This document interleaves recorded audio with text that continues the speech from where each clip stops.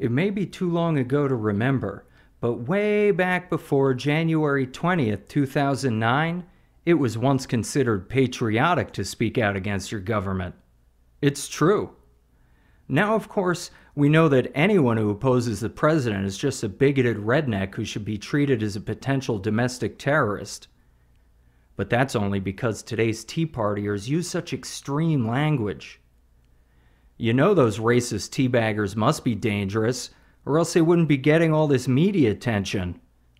Not like the level-headed protesters of yesteryear.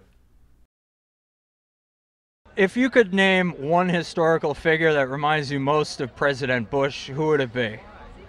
It's a good one. I could very easily liken him to Hitler, but I won't do that. Who do you think is most similar?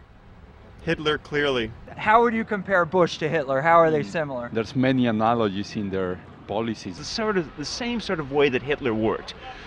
You want to get people hating one another. There's all these different things that are happening that really replicate what's happened in fascist regimes in the past, where it's intolerance of dissent. If you really look up fascism, we are in a Christian fascist state right now. Despotism, fascism, whatever you want to consider it. He's the closest thing to fascism that America's probably ever seen. You know what's funny, this impeach Adolf Bush, I have had, every march I've come to with this sign, I've had 50, 60 people take my photograph. It really strikes a note with people. They really identify George Bush with Adolf Hitler. And he exterminated a lot of people that he didn't like, didn't trust, whatever. And Bush is doing the same damn thing. Karl Rove, I want to say, is the guy that's behind this. And he is a Nazi, and his father was a Nazi, so, Karl Rove's a Nazi? Yeah, Karl Rove's a Nazi. Wow. So is Bush. So, and they use those tactics.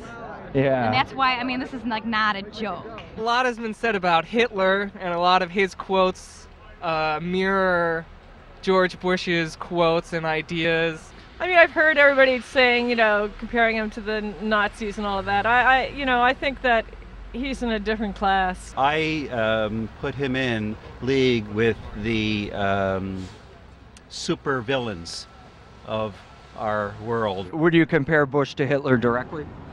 Would I compare Bush to Hitler? Yeah.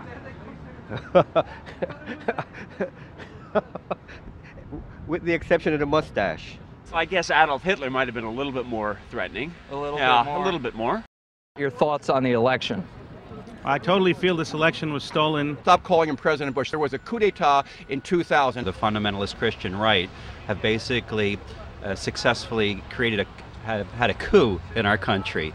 So there was a coup d'etat, okay, and it was consolidated in 2002 with computerized election vote rigging. But I believe that there's been a shadow government in place. Every 4 years, they lead us by the nose from one staged election to another. But this is the first time that our shadow government has ever been able to place their guy in the seat of our real government. The significance of the John Kennedy assassination is that there is no democracy. Remember that President Kennedy was murdered in Texas?